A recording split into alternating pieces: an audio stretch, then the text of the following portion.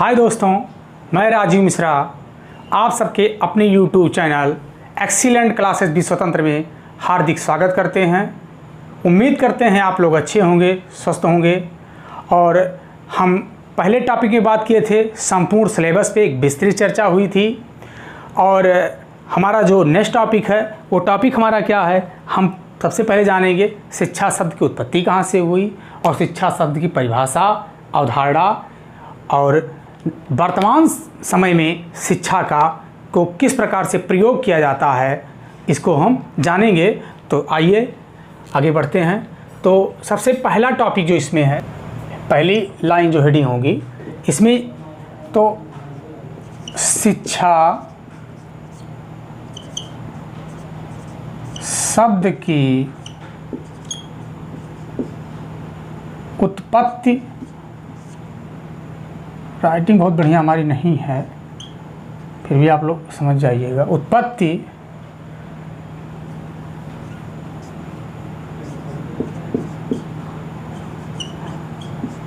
संस्कृत के शिक्ष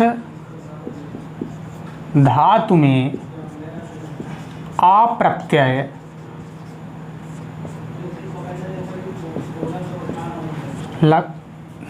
लगाने, आ प्रत्यय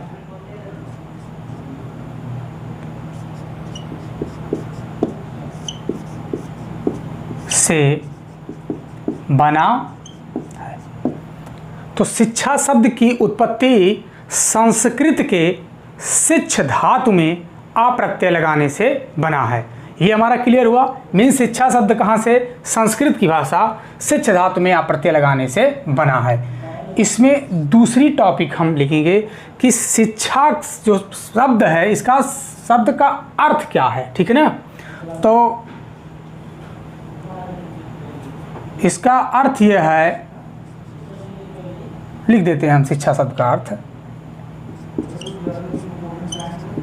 शिक्षा शब्द का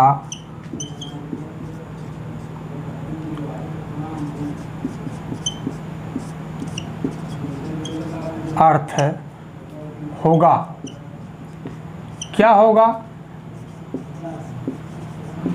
सीखने,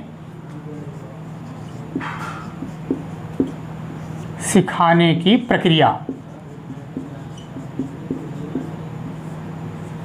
ठीक, यानी शिक्षा शब्द का शाब्दार्थिक अर्थ होगा सीखने, सीखने सिखाने की प्रक्रिया, सीखने व सिखाने की प्रक्रिया। ठीक, सीखने व सिखाने की प्रक्रिया। इसमें तीसरा टॉपिक जो हम लेंगे, ये लेंगे कि शिक्षा शब्द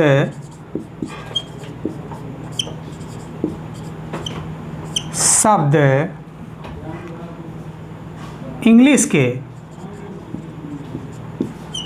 अंग्रेजी शब्द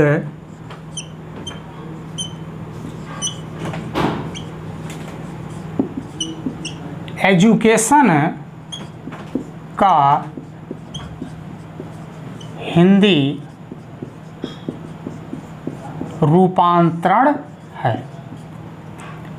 शिक्षा शब्द अंग्रेजी शब्द एजुकेशन का, यानी एजुकेशन शब्द का हिंदी रूपांतरण है। और जो ये एजुकेशन शब्द है ये किससे बना है, तो यह लैटिन शब्द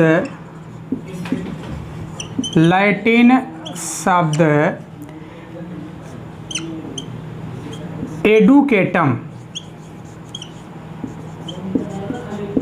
से बना है। और एडुकेटम में जो बना है ये दो शब्दों से मिलकर उससे मिलकर बना है। पहले तो इसमें आएगा ई आएगा और इस दूसरा आएगा ड्यूको। ई का अर्थ यहाँ पे होगा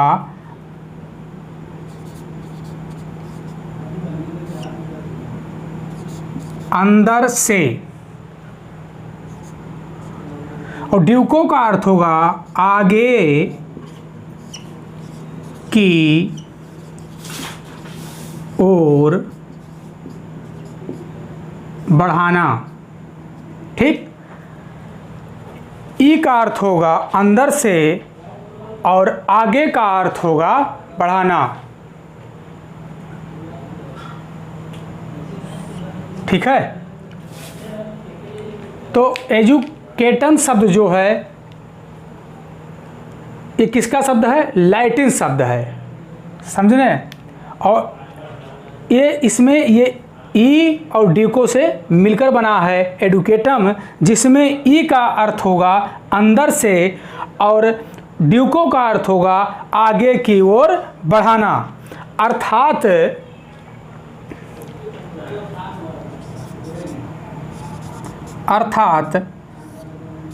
कहा जा सकता है कि जन्मजात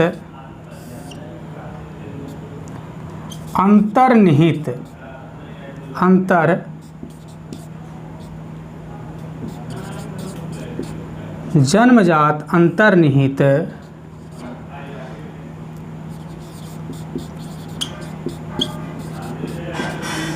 शक्तियों को बाहर अभिव्यक्त करना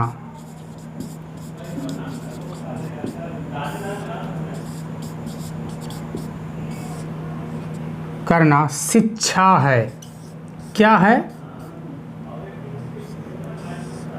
शिक्षा है। तो अब इतना समझ में आया कि जन्मजात अंतर्निहित शक्तियों को बाहर अभिव्यक्त करना क्या है? शिक्षा है। उसके बाद में अगले टॉपिक में देखते हैं।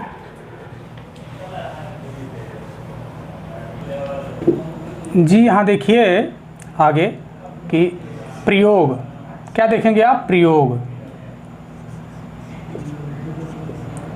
तो दो प्रकार से प्रयोग होगा शिक्षा का, ठीक है। एक तो होगा प्रक्रिया के रूप में, प्रक्रिया के रूप में, और दूसरा होगा परिणाम के रूप में,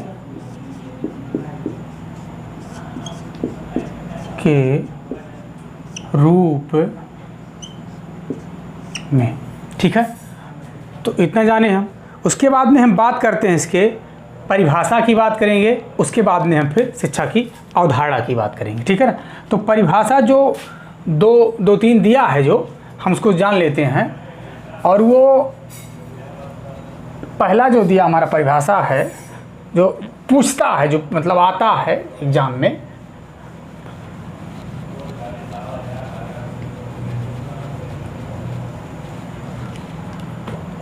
पहला होगा परिभाषा कि शिक्षा वह है जो मुक्ति दिलाता है। Inverted comma close. और इसको कहा किसने है? ये परिभाषा किसने दिया है? शंकराचार्य ने दिया है। आदि गुरु शंकराचार्य ने दिया है। दूसरी हमारी परिभाषा क्या है?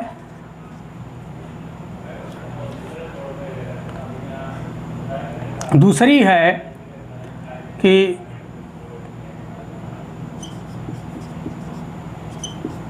बालक में अंतर्निहित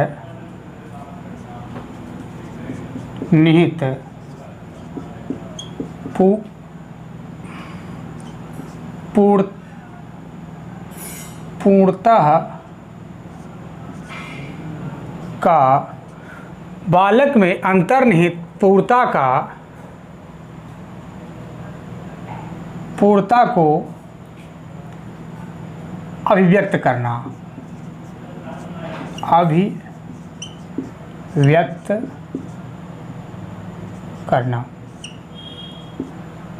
ये परिभाषा किसका है? ये परिभाषा है स्वामी विवेकानंद का। किसका है? स्वामी विवेकानंद जी का है। ठीक, हम तीसरी परिभाषा की बात करेंगे तो शिक्षा से मेरा तात्पर्य है कि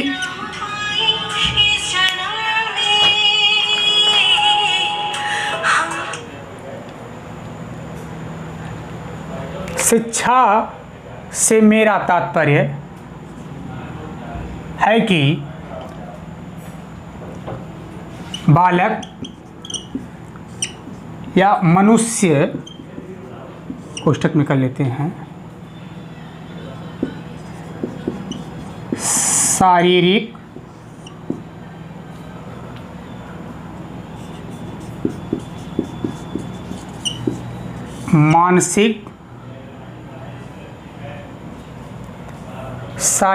मानसिक, व आत्मा का सर्वांगीण विकास करना ही शिक्षा है। क्या है? शिक्षा है। और ये परिभाषा किसने दिया है? ये परिभाषा दिए हैं महात्मा गांधी जी। महात्मा गांधी जी ने दिया है। ठीक, कि शिक्षा से मेरा तात्पर्य है कि बालक मतलब मनुष्य शारीरिक, मानसिक व आत्मा का सर्वांगीण विकास करना ही क्या है? शिक्षा है। और चौथा है कि बालक में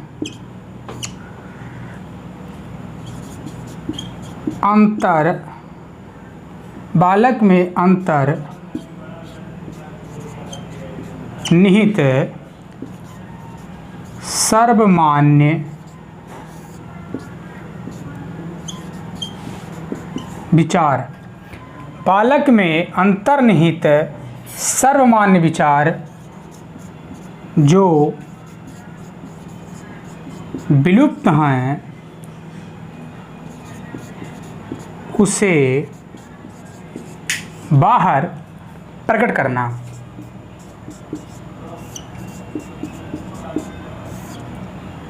ही शिक्षा है। यह किसने दिया था? अरस्तु महोदय ने दिया था। अरस्तु महोदय ने परिभाषा दिया था। तो ये हमने आपको शिक्षा की 4 परिभाषा बताई।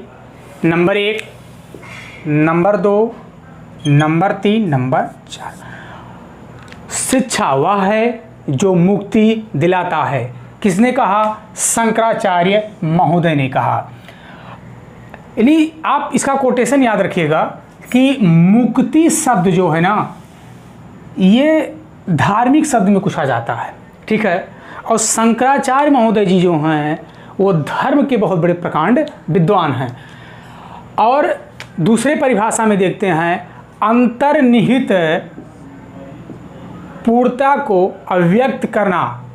ठीक है, बालक में अंतर्निहित पूर्णता को अव्यक्त करना ही क्या है? शिक्षा है। ये किसने कहा है? स्वामी विवेकानंद ने कहा है। तीसरी परिभाषा, शिक्षा से मेरा तात्पर्य है कि बालक, मनुष्य यहाँ पर आ जाएगा इसी में, शारीरिक, मानसिक व आत्मा का सर्वांगीण विकास करना ही शिक्षा है।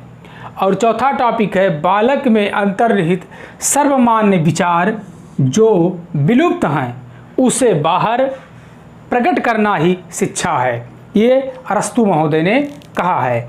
अब हम आइए अगले टॉपिक में इसमें पढ़ते हैं।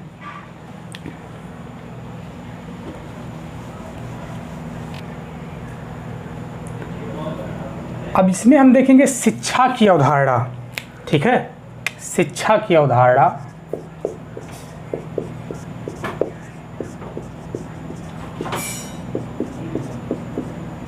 ठीक, तो शिक्षा की अवधारणा में सबसे पहली टॉपिक हमारा आएगा कि शिक्षा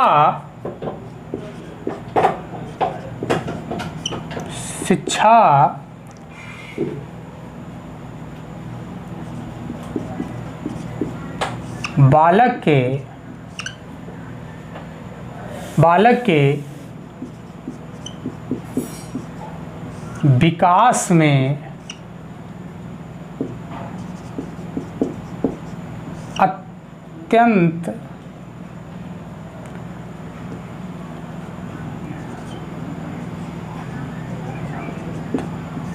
महत्वपूर्ण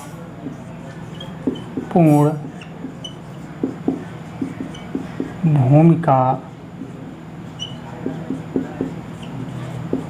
ठीक निभाता है। दूसरा टॉपिक है शिक्षा छात्रों के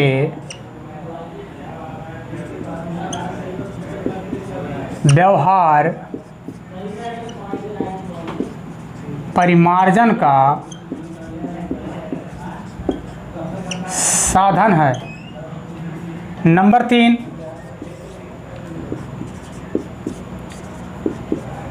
शिक्षा का उद्देश्य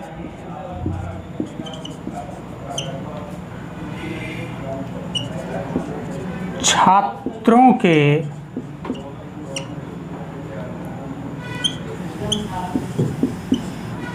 व्यवहार में सकारात्मक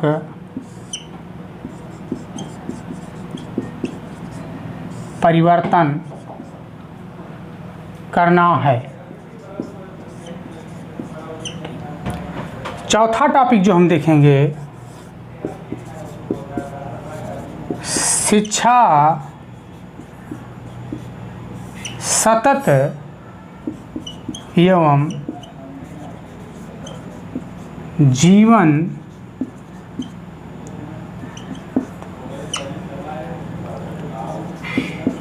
पर्यंत चलने वाली प्रक्रिया है।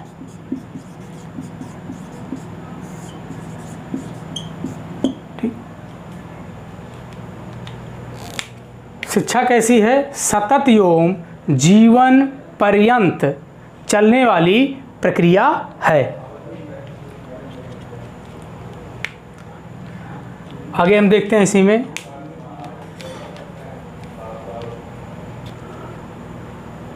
जी, आप लोग इसका स्क्रीनशॉट ले लीजिए, उसके बाद तक हम मिटाते हैं इसको।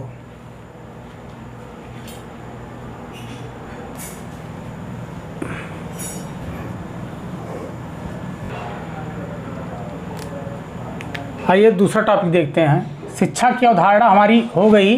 अवधारणा मतलब समझ पा रहे हैं आप?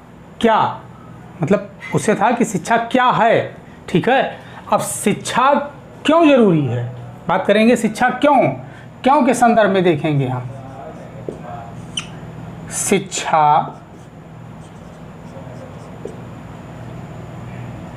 क्यों दी जाए, तो इसमें हम पढ़ेंगे शिक्षा बच्चों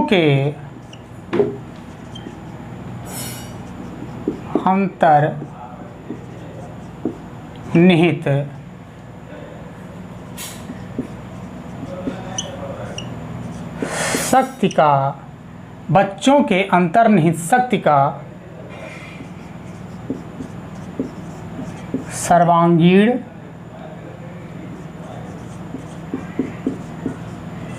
विकास हो,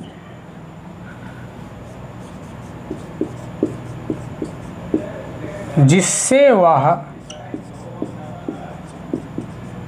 सफल एवं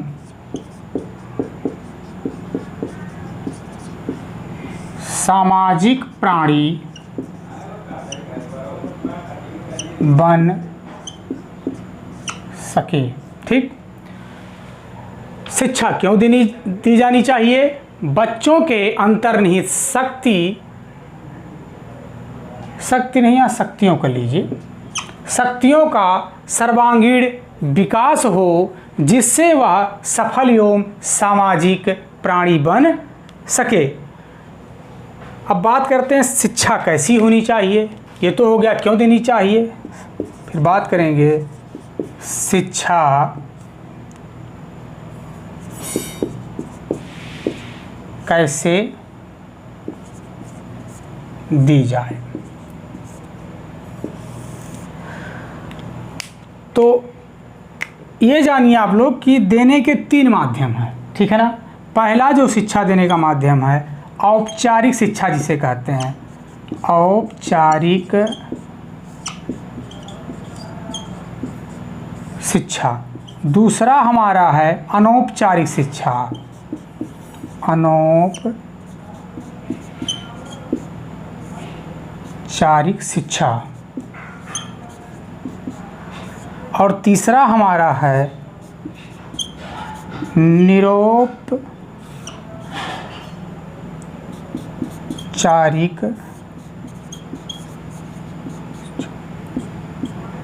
जो अनौपचारिक शिक्षा, औपचारिक शिक्षा है, यह उस शिक्षा को औपचारिक शिक्षा कहते हैं जो विद्यालय आधारित होती है। कहाँ पर होती है? विद्यालय आधारित होती है।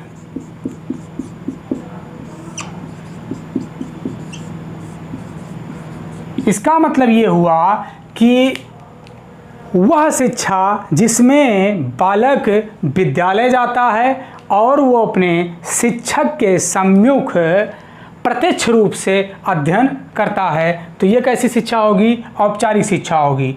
अनौपचारिक शिक्षा उस शिक्षा को कहते हैं जिसमें कोई ज़रूरी नहीं है कि शिक्षक और शिक्षार्थी दोनों पास ही में हों। इसमें क्या है कि हम टीवी के माध्यम से जो हमको शिक्षा मिल रही है, दूरदर्शन के माध्यम से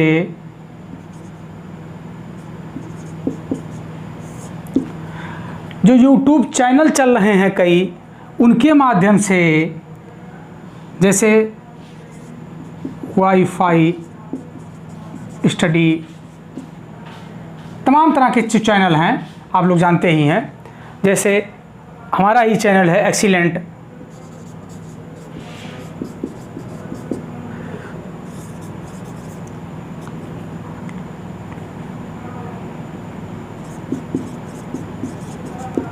एक्सीलेंट क्लासेस भी स्वतंत्र।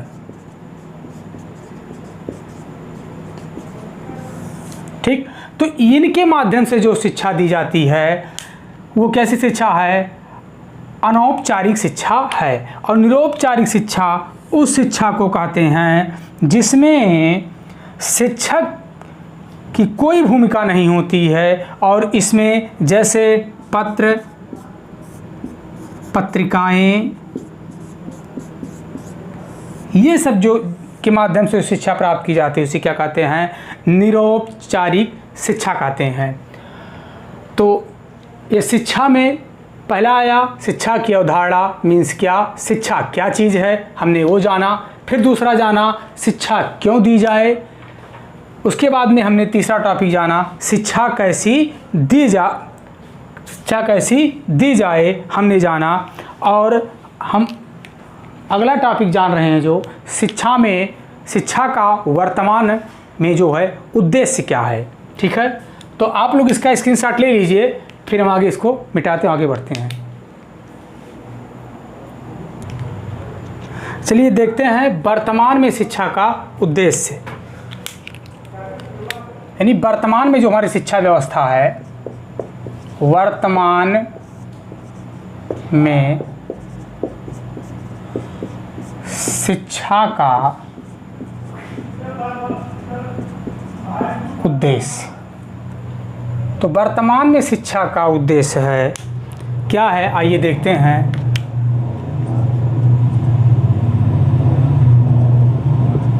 बच्चों के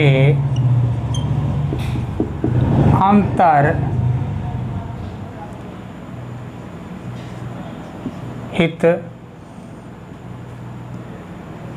बच्चों के अंतर्निहित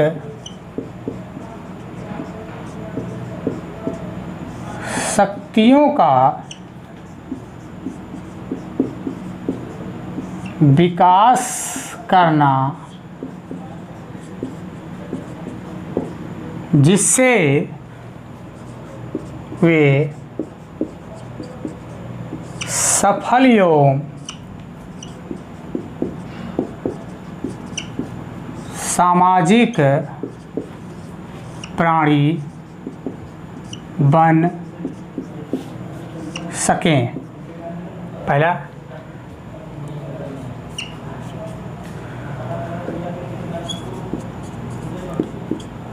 बच्चों को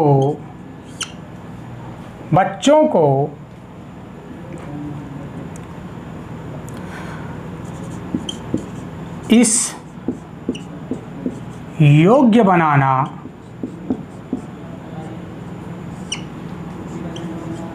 कि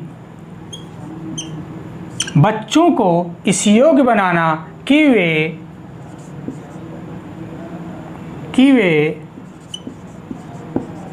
अपनी समस्याओं को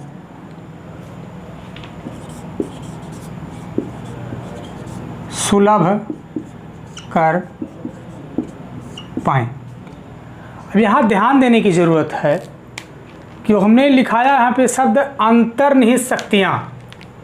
तो सबसे पहले आप लोग जानिए कि अंतर्निहित शक्तियाँ होती क्या हैं, ठीक है ना। अंतर्निहित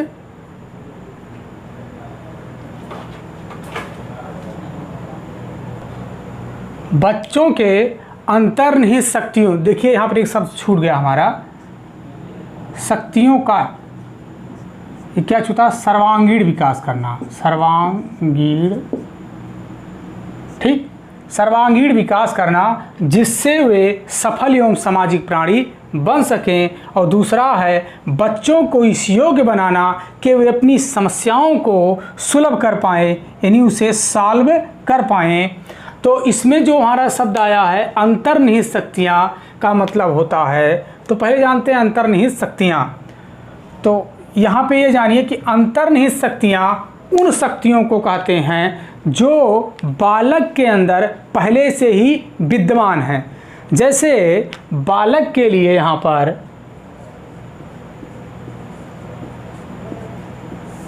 बालक को क्या कहा गया है, पौधा,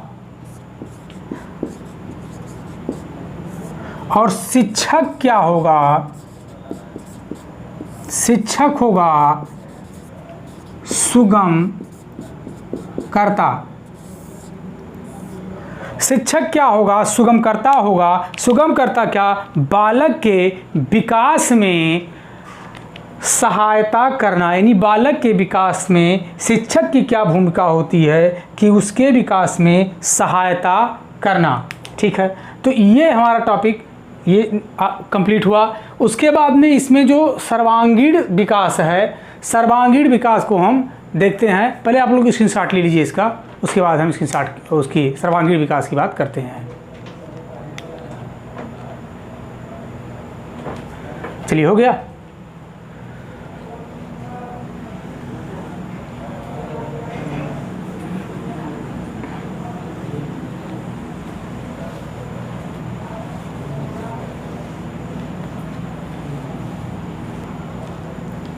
तो यहाँ पे हम जो सर्वांगीण शब्द था, सर्वांगीण विकास, तो हम जानेंगे सर्वांगीण विकास किसे कहते हैं। तो ऐसा विकास जो चौतरफा हो, ठीक है ना, एक मुखी ना हो करके चौतरफा हो। बच्चे के भाषा में भी विकास हो, भाषा का विकास, संज्ञान का विकास हो,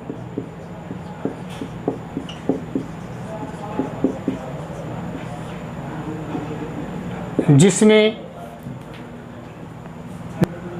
भाषा का विकास, दूसरा हमारा है संज्ञान का विकास, और तीसरा हमारा होगा नैतिक विकास,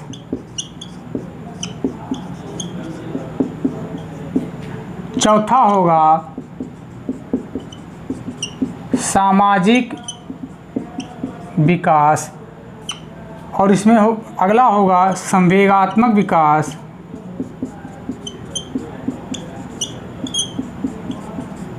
और संवेगात्मक विकास के बाद में होगा मनसचालक विकास, मनसचालक।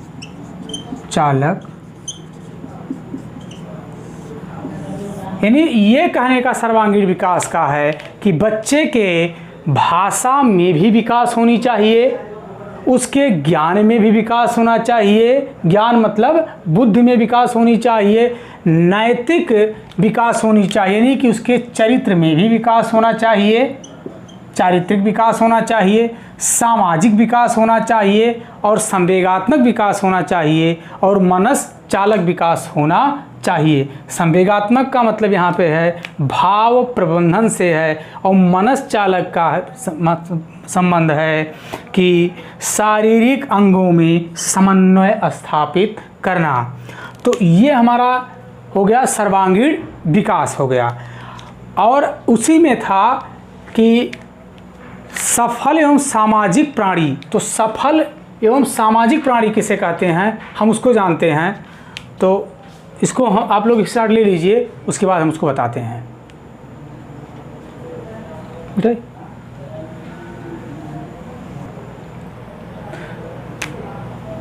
देखिए इसमें सफल एवं सामाजिक प्राणी, सफल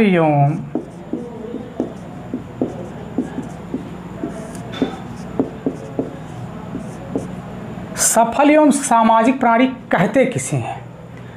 उसको कहते हैं जिनमें ये गुण पाए जाते हैं। कौन कौन से गुण पाए जाते हैं? मूल्य हो, क्या हो? मूल्य हो। दूसरा नंबर क्या हो? विश्वास हो। तीसरा व्यवहार पाया जाए, और चौथा भौतिक वस्तुओं का प्रयोग करना जाने। भौतिक वस्तुओं का प्रयोग करना चाहिए। अब यहाँ पे जो शब्द आया मूल्य, विश्वास, व्यवहार और भौतिक वस्तुओं का प्रयोग करना जाने, तो इसमें मूल्य क्या चीज़ होती है ये हम आप लोग को बता देते हैं कि स्वयं को निर्देशित करने वाले, स्वयं को निर्देशित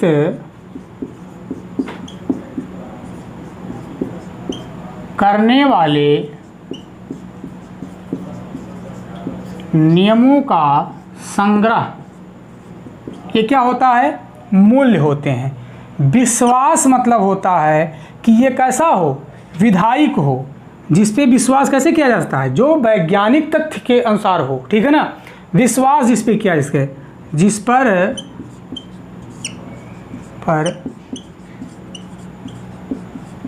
विश्वास किया जा सके। व्यवहार का मतलब होना यहाँ पे है कि जो व्यवहारिक हो, क्या हो? व्यवहारिक हो।